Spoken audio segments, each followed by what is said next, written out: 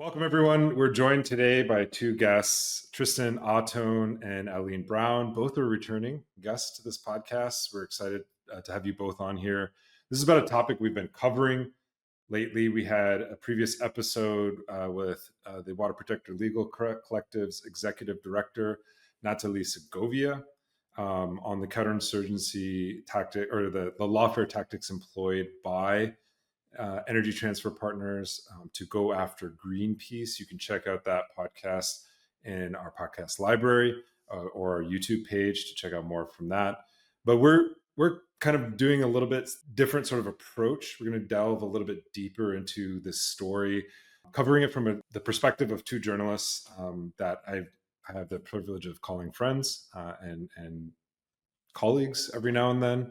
But today, if you guys want to just introduce yourself and talk a little bit about the angles that you're taking for these projects, because Alleen, you're the host and the writer for a podcast series through the Drilled Podcast, and Tristan, I'm not quite sure. Maybe you can. Are you the editor or are you a reporter on the new Grist series that's coming out? Yeah, I'm just the editor on the Grist version, print version, basically. So that's my role. Yeah, I'm a freelance reporter. I'm also an editor for a podcast called Drilled, in addition to working with Tristan, writing and reporting this piece about the energy transfer versus Greenpeace case for Grist. I'm also reporting and hosting a podcast series for Drilled. It's called SLAPP'd. And it's going a little bit more in depth on what happened throughout that trial. So that's kind of on wherever you can find your podcasts. It's available now. So let's start with you, Alleen. Just if you want to just give us an overview of this podcast series. I've had the opportunity to listen to two of the first episodes. The first is with one of the media spokespeople or the media spokesperson for Red Warrior Camp, Cody Hall, who's from the Cheyenne River Reservation. It's interesting because I think this might be I could be wrong, but I think this might be his first media interview since this whole thing has happened, since he's kind of faced, he left Red Warrior, but then he's also been named in some of these lawsuits. But maybe you can talk a little bit about the overview of the podcast, especially the first two episodes, and what sort of is revealed in the reporting that you do. Yeah, so I think we started the podcast with the end, or sort of the end of the story, which is I think maybe the entry point for a lot of people listening, which is that at the end of March, a jury in North Dakota ruled against the network of environmental nonprofits, Greenpeace, in this big lawsuit that Energy Transfer pipeline giant filed, basically alleging that Greenpeace was responsible for driving the Standing Rock movement. So, it wasn't the Standing Rock Sioux tribe. It wasn't grassroots Indigenous people driving this movement. It was an outside kind of elite, historically white-led nonprofit, I think is kind of the framing that was driving this movement. Again, this jury in North Dakota agreed and essentially awarded the pipeline company over $666 million that, Greenpeace is for now supposed to pay. They're appealing this decision, but if they were to have to pay, it's enough to basically bury Greenpeace in the US. So that's kind of the starting point for the series. I went to North Dakota for about 5 weeks. The trial was supposed to be 5 weeks. It ended up being 3.5. And really realized that I didn't know the whole story. I couldn't have known the whole story without sitting in that courtroom and also spending time with folks from Standing Rock and other people impacted by the lawsuit, including Cody Hall, who you're talking about. So each episode is kind of dealing with a different element of this case. Do you want me to go into Cody's story a little bit? Yeah, tell us a little bit about Cody Hall and maybe what it was like to get him to speak on the record, because I can sense from his sort of a voice in his interview that, and this is something you can get with audio, you can't really get it with just like reading print, but there's almost a reluctance on his behalf to talk about some of this stuff. Can you talk about like maybe his perspective and why he might be reluctant to go on record? Yeah, I mean, Cody Hall has been kind of a target for energy transfer and law enforcement since Standing Rock. You know, when he was on the ground, because he was a spokesperson for Red Warrior Camp, law enforcement had their eyes on him. So did the private security firm hired by Energy Transfer Tiger Swan. So, you know, Red Warrior Camp, I don't know the best way to describe them. It's, you know, it's like a group within the wider Standing Rock movement. I think that they were espoused maybe more radical viewpoints on what kinds of tactics were appropriate throughout that movement. And Cody Hall was invited early on to be a spokesperson for them. You know, he told me that he wasn't involved in planning actions or anything like that. He wasn't the leader of that group, but he was the guy that would go on Facebook Live, you know, perhaps in a place where folks are locked down to a bulldozer, and explain what was happening and why it was justified. So, you know, his face was very publicly attached to these actions. Again, that meant law enforcement was honed in on him, knew his name. That meant I have like many thousands of pages of public records that are internal security reports from Tiger Swan, this security firm. And Cody Hall is all over those. And again, I think it's like low hanging fruit. His name was out there. He was attaching his name to these things that were happening. So Cody, you know, eventually he parted ways with Red Warrior Camp and sort of moved on. But then after the oil was flowing in the pipeline, after law enforcement had evicted the anti-pipeline camps, he learned that he was named as a co-conspirator in this massive, what was at the time a RICO lawsuit. You know, this lawsuit we're talking about began as a RICO suit using the federal racketeering law designed to go after the mafia. The suit claimed that he conspired with Greenpeace and Red Warrior Society and at least one other individual Indigenous pipeline opponent to make the Standing Rock movement happen. And actually, this lawsuit said Red Warrior Society was a front group for Greenpeace. So, you know, I reached out to Cody because he was named in this suit. You know, I was really curious to know how this suit was impacting individuals. And yeah, I mean, getting a hold of him, I had to chase him a little bit. You know, I had to put in a few phone calls, and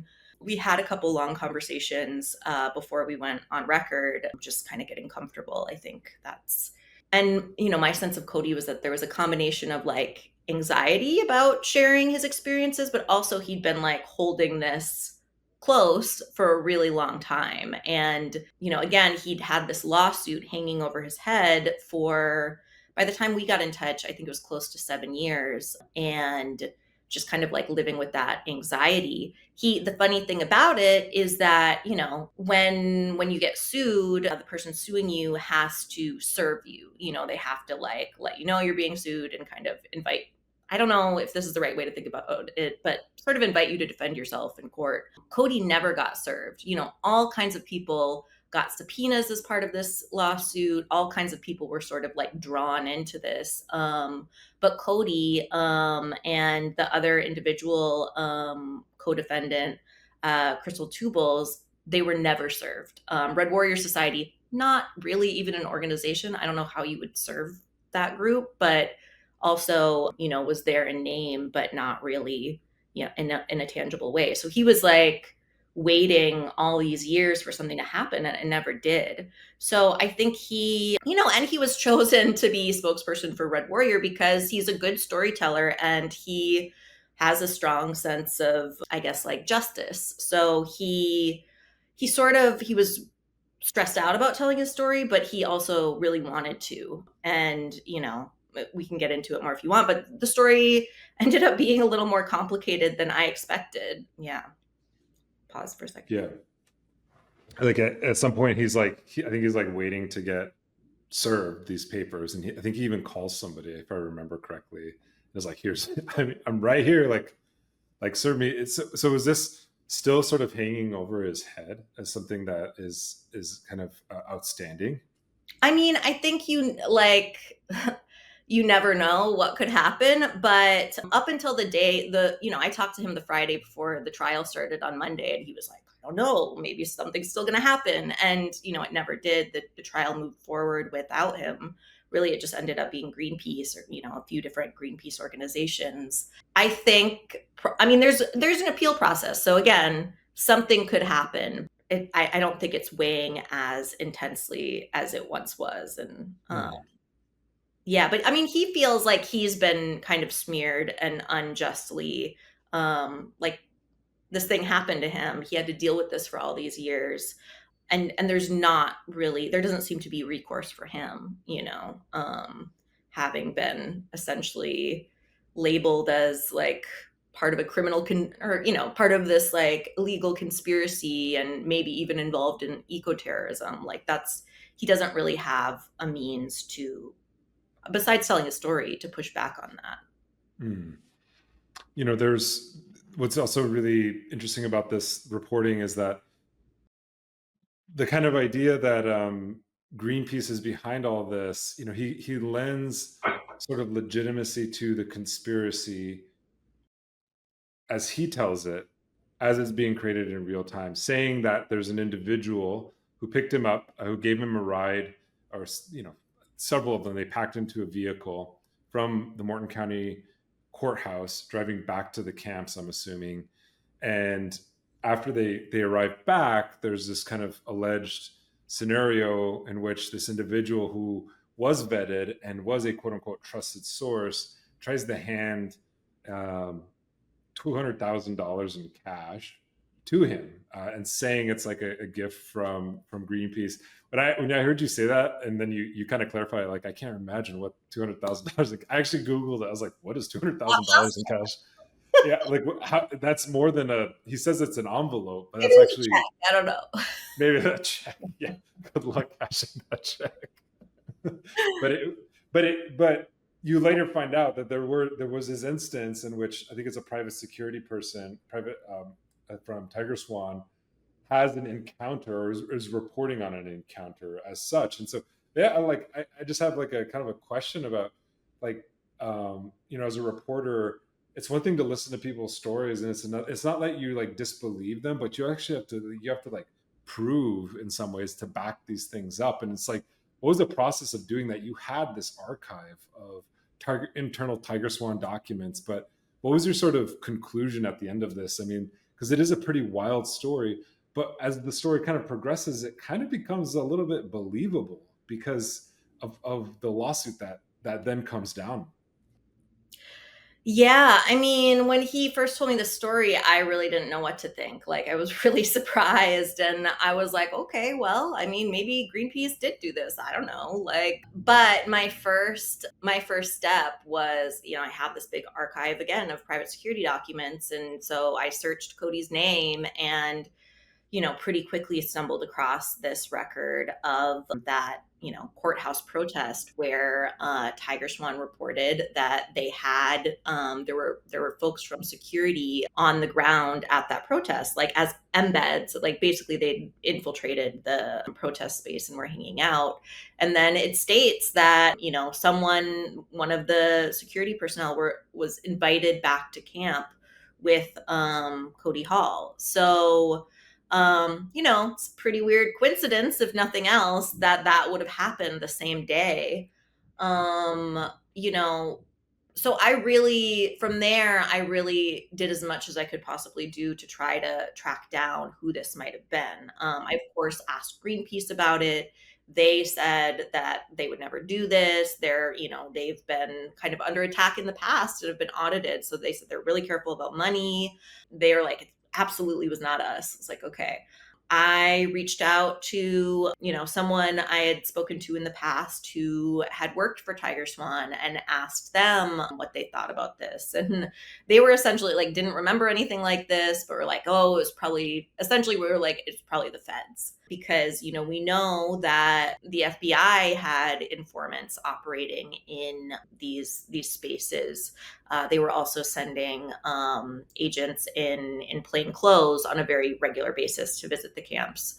So, I had a source in the FBI who was like a supervisor for the region, where Standing Rock is located. And I asked him about it. He said he didn't think it was a plausible FBI activity and didn't remember anything like that happening. So, I really like asked all the questions I could and got, we don't know. The reality is, like, in addition to people who were really, cared about standing in solidarity with the Standing Rock Sioux tribe and protecting the water and protecting these sacred sites, there were all kinds of people with all kinds of agendas that showed up into this space, from people collecting intelligence for energy transfer. Tiger Swan was not the only security firm there that was engaged in kind of like deceptive activities. But what kind of entity would that be, like, for energy transfer? Like, was it, because my impression was that it was mostly Tiger Swan operating on their behalf. Was there like another agency that we may not know about, or other agencies? I mean, there are, just in terms of private security beyond Tiger Swan, there were a bunch of other companies were kind of working under them. Within Tiger Swan, not everybody was always like telling each other what they were doing. So it's plausible that another security firm did a weird thing. It's plausible that somebody that my source didn't know worked for Tiger Swan did this weird thing. It's possible it was the FBI. It could be, I think there's other kinds of entities that do weird stuff like this. Like, I don't have any evidence that of anything like this, but like, there are legal investigators that sometimes, operate using deception. There's like weird PR firms that do things like that. I think that it's possible it's one of these like kind of known entities that come to mind, but who knows who was doing that? Maybe it was somebody with great intentions who decided to say they were Greenpeace. I guess like I worked as a fact checker for a long time, and I feel like hesitant to ever say that I know, like, and knowing, having reported on this movement for a lot of years, I've been surprised a lot of times. So I can't pretend that I know like what happened there or who Envelope Man is. I think I mentioned in the episode, what if Cody misremembered something? Like, there's just all these possibilities, but in terms of deciding to include this story in that first episode, Cody is one of the named defendants in the case. And the key question at the heart of this case is like, one of the first things I asked him was like, what was your involvement with Greenpeace? Like, that was the answer. And we had to kind of like follow that thread. But I think it does show the kind of space that energy transfer was operating in. And, I think that also lended itself well to coming up with new stories of what happened there, which is, one way to think about this lawsuit. I want to shift gears a little bit and ask, turn to Tristan.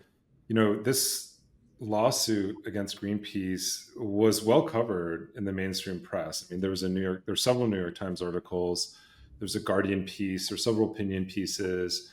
What is it that you think that these outlets were missing, and why do you need to do a more sort of thorough investigative piece? Like, you're someone who has been at, you're an editor at Grist, but why invest the resources in sort of peeling back these layers? Like, what is it that these other outlets miss that not only the Drilled podcast is offering, but the articles, the print, well, not the print, the online digital articles are going to offer in terms of new information or new perspectives?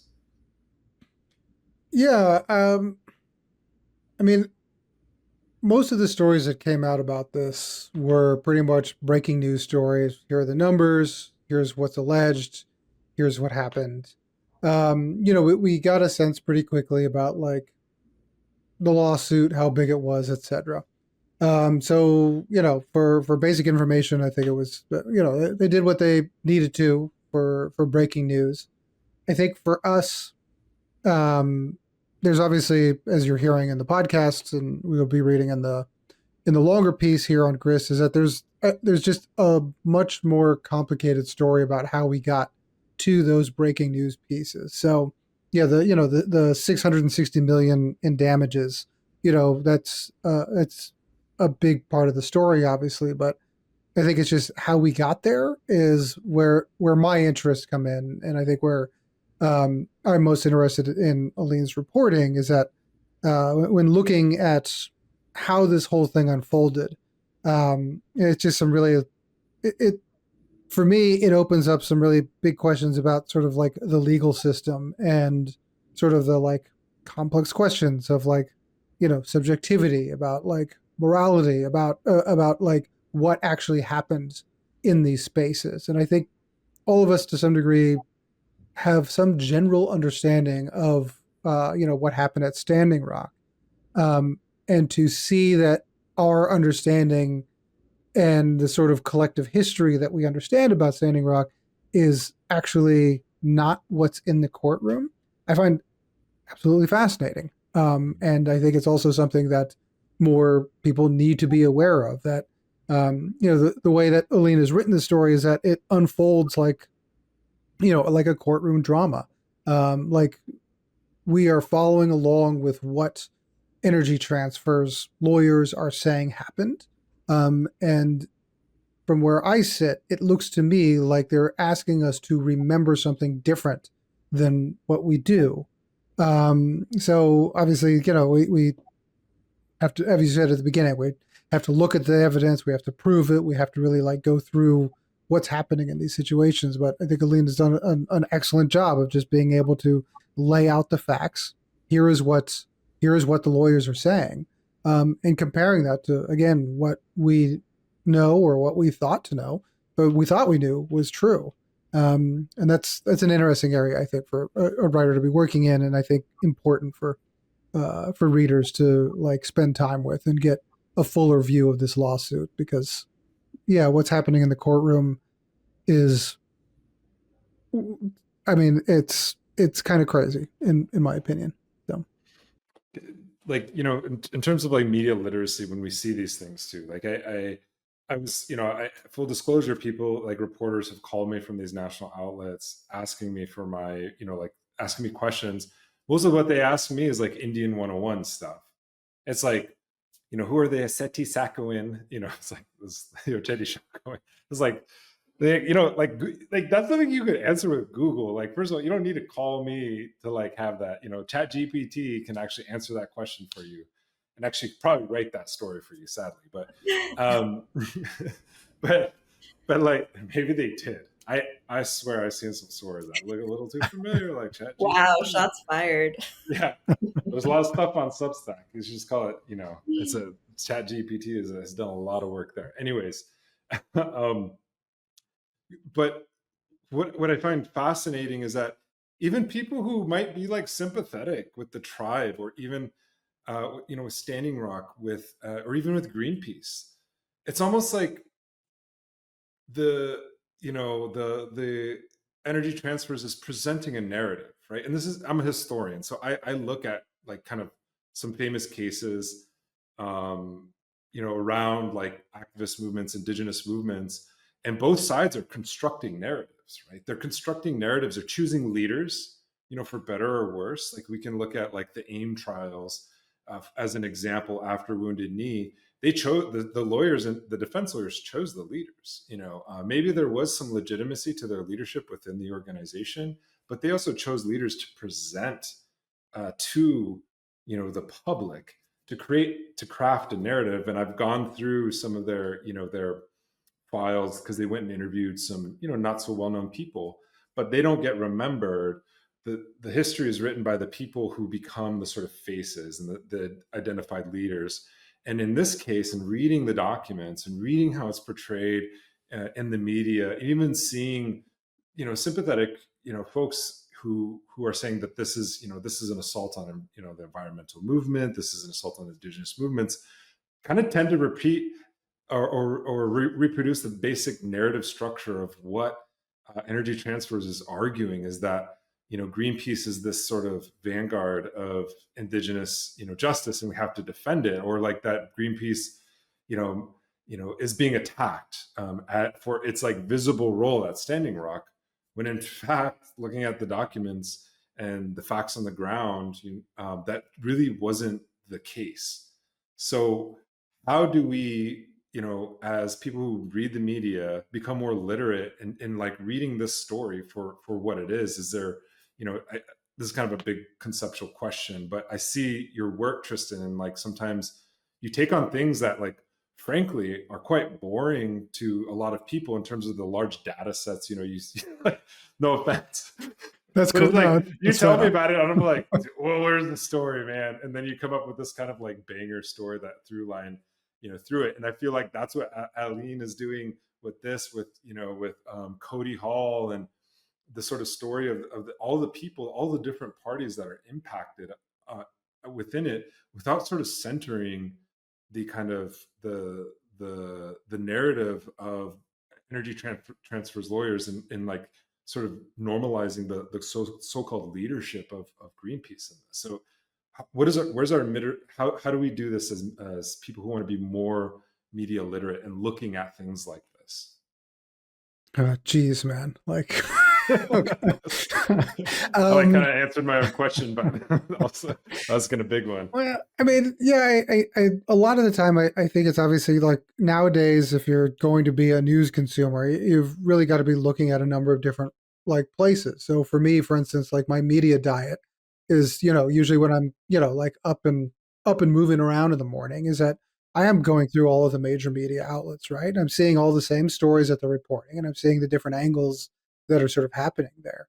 And that really allows me to sort of like look at, name a topic, and I can see what New York Times is saying, what Reuters is saying, what BBC is, like all of these really help me to sort of like get a stronger sort of like idea of what the news of the day is.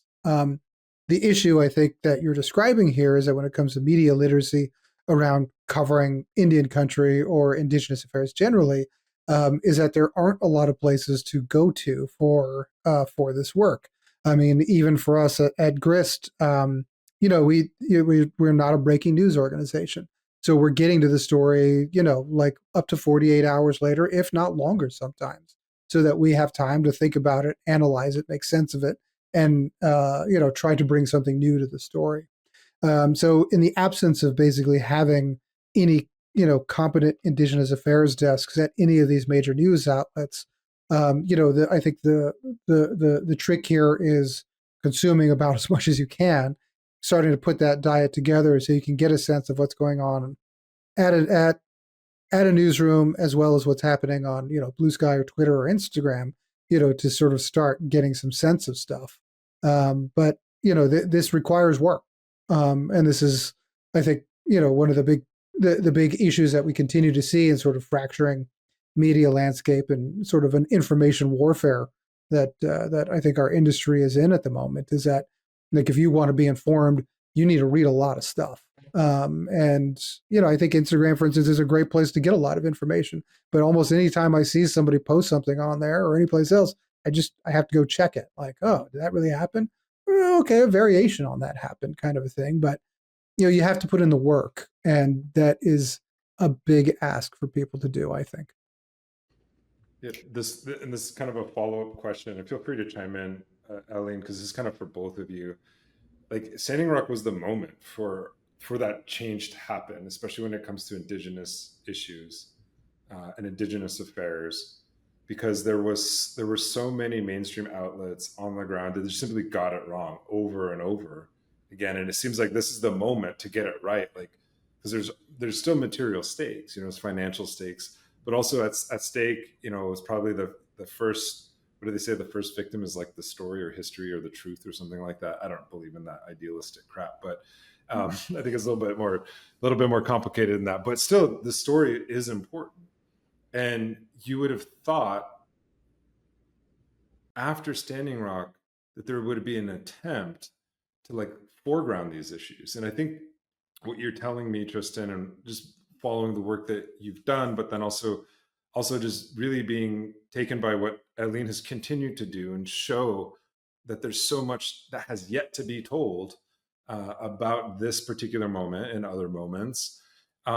Is that they're just not getting it right still. And actually, I would say that the media coverage is worse now than it was before Standing Rock. So maybe you both could reflect on that, like the importance of Indigenous affairs desks. You know, I think what you're doing, Tristan, is, I mean, I'm not, again, no offense, it's not revolutionary, you know, but it's like, it's also like, it's so important, you know, because they're mainstream outlets, they want to ghettoize this stuff to podcasts like mine.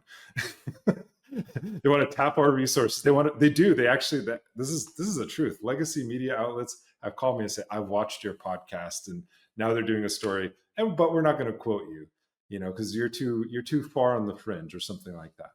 But nonetheless, it's like we still hold like important space for Indigenous media in this climate, and, you know, and before. So maybe you can just both reflect on that. Like, why is it so, like, maybe your own experiences professionally, how this has worked in positive ways or negative ways. I know Alleen has worked at The Intercept, and this is kind of where a lot of your reporting came in. And now you have a newsletter called the Eco Files, which I'll recommend that you check out. It's really great because we just don't get that. And I mean, besides Grist doing some of it, but we don't get that elsewhere. I mean, I would maybe start with saying that, like, this lawsuit signals that the fossil fuel industry, for example, understands very well the importance of winning the story. You know, that oil was already flowing, you know, the breaking news had mostly moved on, and Energy Transfer files this lawsuit that, among other things, rewrites the story of Standing Rock and attempts to put a stake down on what this is going to be and mean. And it seemed like kind of laughable at the time, but as you're saying, Nick, you know, 8 years later, when people's memories of what happened start to become fuzzy, it starts to feel, plausible that maybe Greenpeace did play a really big role. Maybe they did do something like terrible that deserves all these damages. For me, I think, I would also say having editors that are willing to take these stories is like a big deal and not a given. And so the fact that, you know, there is an Indigenous affairs desk at Grist is really important, because I don't know that there would be a print story coming out otherwise. The fact that Amy Westervelt at Drilled cared about this story and decided to invest in sending me out there was just not a given at all. For there to be media literacy, there has to be places where these stories can be told, and ways for journalists to continue to follow stories years after the breaking news has passed. And, you know, some of that, you know, requires someone who gets like a little bit obsessed and in the weeds, as I have done, but also I would just say maybe it's not revolutionary what Tristan's doing at Grist, but it means that stories that wouldn't be out there are, you know, and that how people remember something like Standing Rock changes. Yeah, I guess, I mean, if I was to pick up from there, I mean, you know, you're absolutely right that Standing Rock was a moment where, you know, changes should have been made to the industry. And arguably, you know, the only organization that I am aware of that actually took this initiative was actually High Country News. Is that, you know, once they were starting to, you know, cover Standing Rock and realizing that A, they didn't know how they were going to do it, B, they didn't have the reporters to do it, and C, realizing that this was going to be an ongoing sort of area of coverage for, you know, for the magazine, you know, they took the initiative to start their Indigenous Affairs Desk, which I was a part of, and I was quite proud of the work that we did there, and quite proud of the work that they still do up there. But it's obviously an outlier in that respect, is that there have been, you know, there have been a lot more Indigenous affairs desks that have popped up around the country in the years since. Usually it's at local outlets, which are super important that they're there, but they're definitely not making it up to, you know, up to the national level at all. You would have thought the time looked like it was coming around, the murder of George Floyd. We saw a lot of DEI efforts everywhere across the United States, which all started to fall apart after 2 to 3 years after his death, and continue to unravel at this point too. And I agree. It's funny you say that, like, there's nothing revolutionary here, because this is something that I tell people a lot also, is that, like, I actually just thought I was doing my job. Like, I thought this was just sort of what we were supposed to do as reporters. So it's funny to me that when we do work like this, people are kind of blown away by the work that we do. And it's sort of like, oh, cool, like, right on. I'm glad that's working for you. And I'm happy that people are reading it. But I also think that it's the work that any newsroom should be doing regularly. And if I was to tie it back up to Aleen's work here, Grist is a climate outlet. So one of the things that there are a few areas that I've talked about in the past that I think climate outlets or climate reporters are not doing a good job around, and that's that's reporting on Indigenous affairs, that's reporting on climate refugees, and it's reporting on frontline environmental activists. These are areas that I think are some of the most impacted populations on the planet when it comes to climate change. And it's something that most outlets just do not go after. And I think there are a number of reasons for that. But, I think generally that idea of story, that idea of narrative is at the heart of what you're talking about. And I think most specifically when it comes to sort of how newsrooms and reporters go about their work, especially in Trump 2.0, is that what I'm seeing more is sort of embracing of sort of like a more lefty nationalism that's popping up here. This sort of this idea that we need to, this Save America kind of a thing, and we can do our own version of nationalism too, to combat sort of authoritarian nationalism that we're seeing. And I think that's quite prevalent what I see in a lot of news outlets. So I don't think these stories are particularly well suited for outlets that are really interested in saving America. Why do they want to hear about Indigenous people saving their territories and lands from America? That doesn't compute. Yeah, it's, I had a community, I just got back from I was teaching a community class today, and one of the topics we talk about, we read some of the FBI files from Red Power days, and one of them we read, it's a foundational document for the FBI, not really for the movement, but for the FBI. It's called the paramilitary function of the FBI in the Indian country. They call it the Indian country, which I find hilarious. But it was a critical reflection of the FBI post Wounded Knee 1973. And it marked a critical juncture for the FBI. For the first time, it's openly engaged in paramilitary tactics. And it fundamentally changes the command structure as well as the tactics and strategies the FBI uses against activist organizations. And I don't think we fully have absorbed, that was in 1975. That was 50 years ago. And we haven't really fully absorbed like the historical impact of Indigenous movements and shaping, law enforcement, especially what we now know as militarized law enforcement in this country. And when I was listening to the first episode, the first episode of this, it's called "How Do We Get Here?" I think is the title of it. It really struck me when you're talking about the deployment of the National Guard. And of course, the National Guard was deployed for Ferguson. So we're kind of in this like Black Lives Matter moment, this long sort of trajectory. Standing Rock is very much a part of that, I would say, like, this kind of string of uprisings and, the drawing the repression of the state, but also the deployment of the National Guard. We're seeing, this sort of conversation about whether the executive has the power to deploy the National Guard. Obviously, this didn't happen in this instance, but nonetheless, the National Guard comes in this moment. And I was going to read you part of the transcript because I wrote it down. I was actually walking when I was listening to it, and I completely forgot about this. But the National Guard, quote, brought military-grade armored vehicles, surveillance, drones and surface-to-air missiles.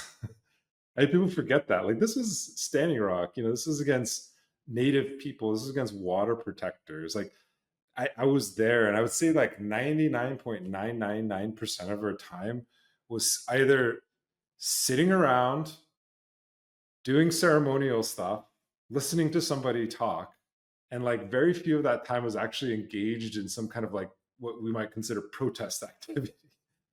And they have surface-to-air missiles there. And I remember seeing the MRAP vehicles and all these other things. But I want to maybe ask both of you, maybe starting with you, Alleen, because you've done most of the reporting on this.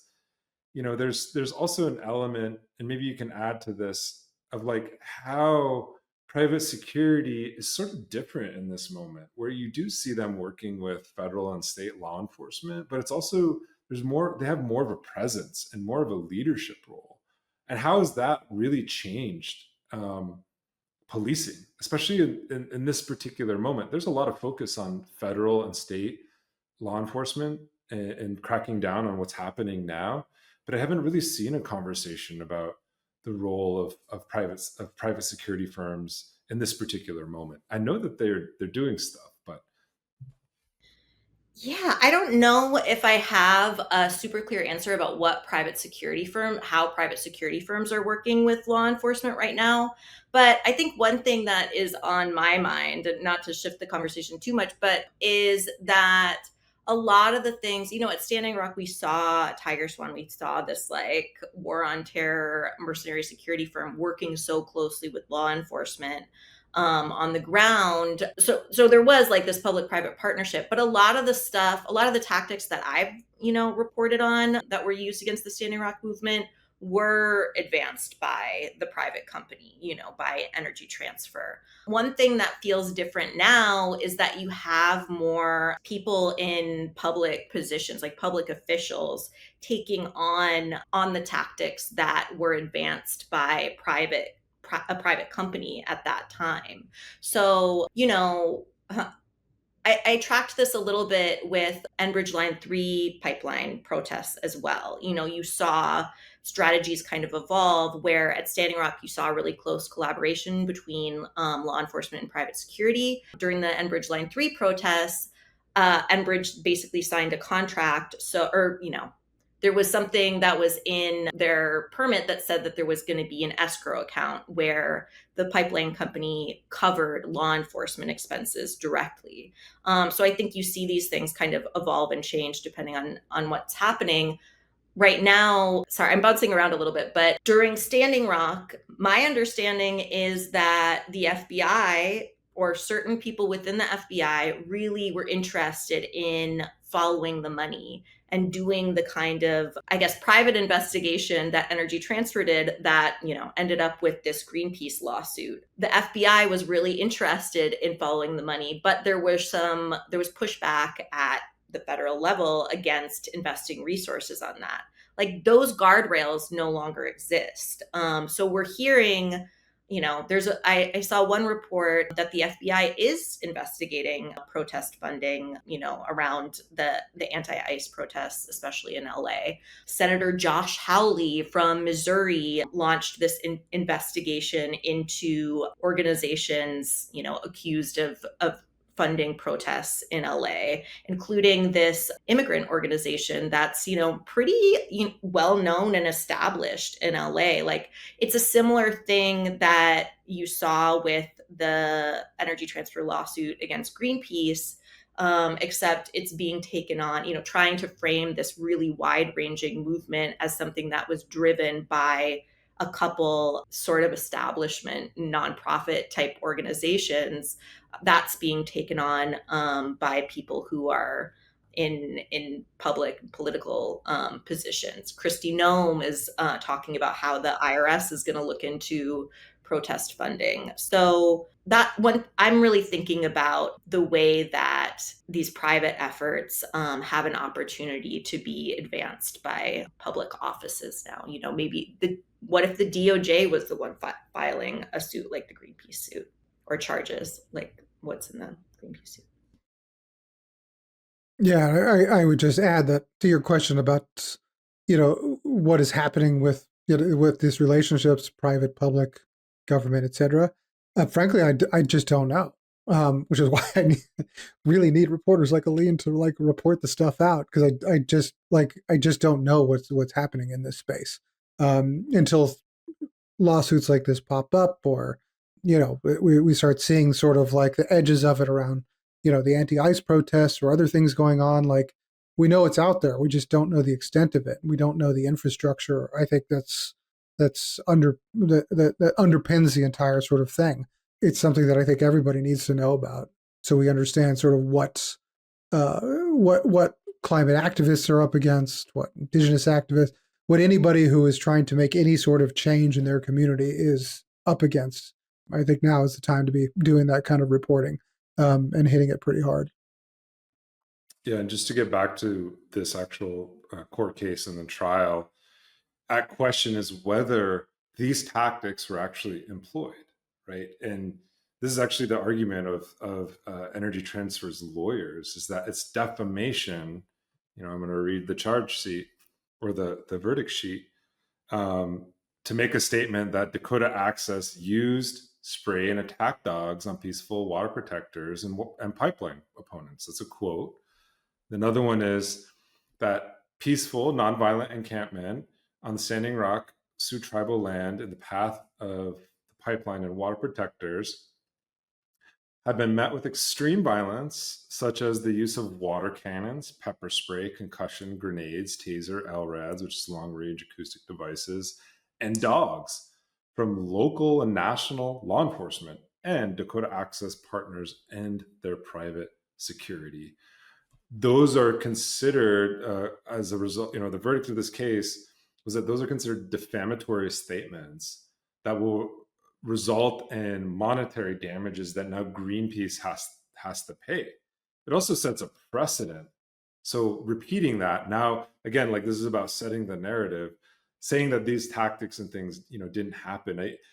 I don't want, I know that there's more to come, but maybe you can give us like an idea of like how this evidence was like suppressed during the trial. Was it allowed? Were there videos? Because there's video evidence of some of this stuff. I witnessed some of that stuff firsthand. But maybe you can talk about like how that was suppressed, and how maybe Greenpeace did or didn't deal with that question.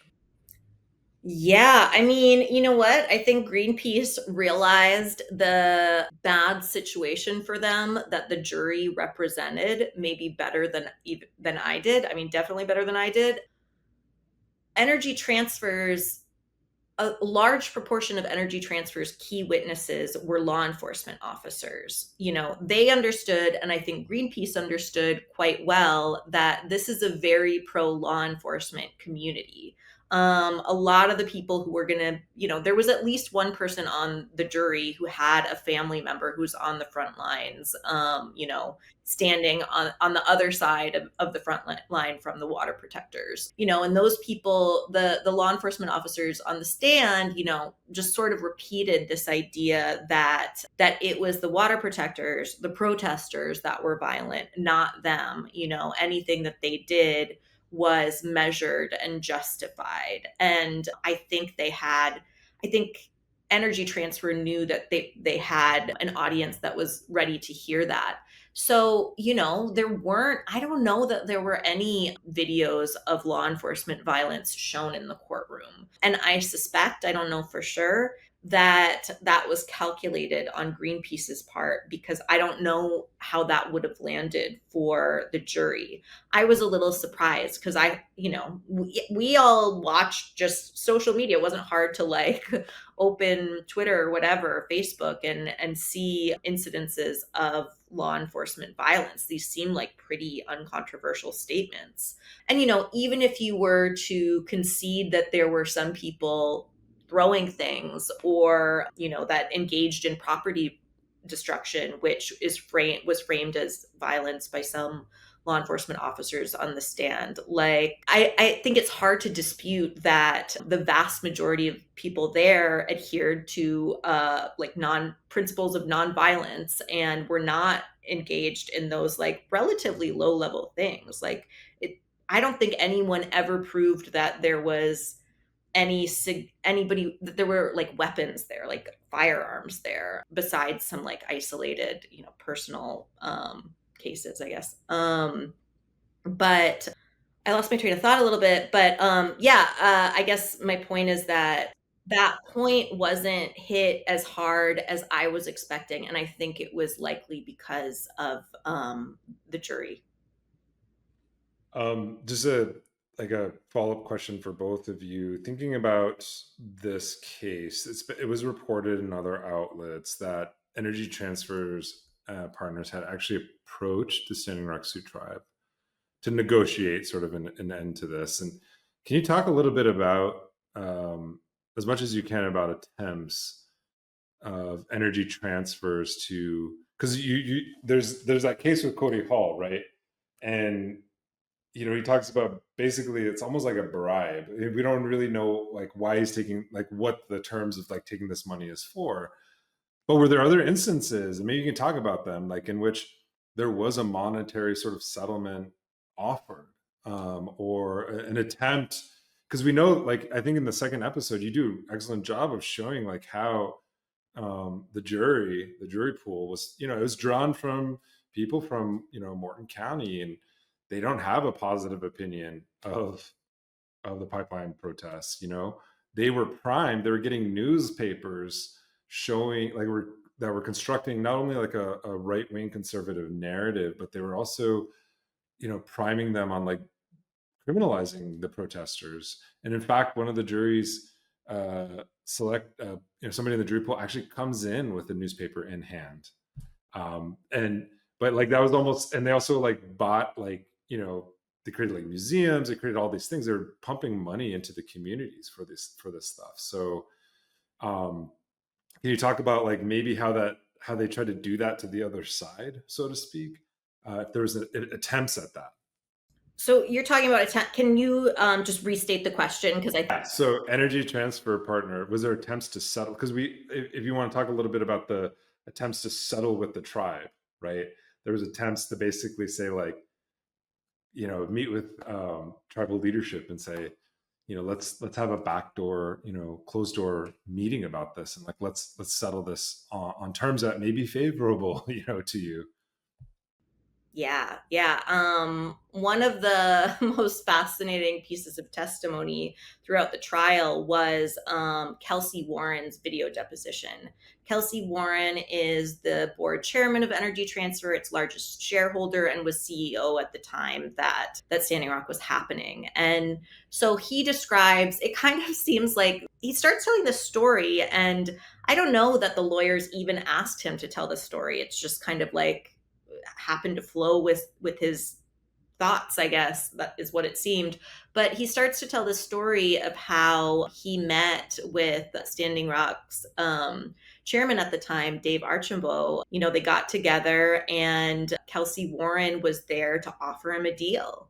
He essentially wanted Dave, not Greenpeace, let's remember. He wanted Dave Archambault to call off the protests. And he describes offering up, he quotes himself. He's like, I said, let's make a deal. And he offered up a school for the reservation. He said that we have land down there. Like essentially Energy Transfer had bought this ranch where that the pipeline, where the pipeline's drill site to drill under the river was located. He essentially offered up that ranch, all with in exchange, he hoped for Dave to call off the protests. Apparently, Dave said no. And it was interesting because Kelsey Warren just seemed sort of blown away by this. And his conclusion was that Dave Archambault had already made some other deal. He couldn't imagine that there was any explanation for what happened besides some other transaction.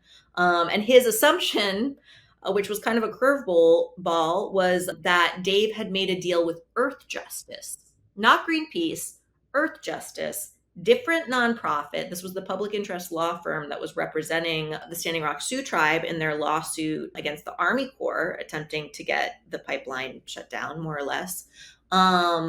Kelsey Warren believed Dave had made a deal with Earth Justice, and that meant that Dave was not able to make a deal with Kelsey Warren and Energy Transfer. So I don't know. To me, it was a really fascinating exchange because, in large part because it revealed the thinking of this person that is kind of at the center of this story quietly. And the really, the transactional way of thinking that this person who's donated, a lot of money to Trump's campaign, for example, the way he thought about all this. I can't add anything to that. It's fascinating stuff. I mean, it's really fascinating stuff. I think when it comes to your question about media literacy, is that I think if you just sort of read the transcript and the story and how it's presented, it's I think there's enough information for a reader to come to a conclusion about what's going on in the courtroom very, very quickly. Yeah, and this isn't the only. Well, there's that lawsuit, but there's also, I think there's the federal lawsuit that's sort of pending. The state is trying to recoup, I think, $38 million in damages for law enforcement. This isn't a question, but it's more of an observation. Like, I wonder how that's going to play out, because the framing from the state is that, the Army Corps of Engineers was also like leading the protests and like at least the encampment, Ochete Shakoi camp.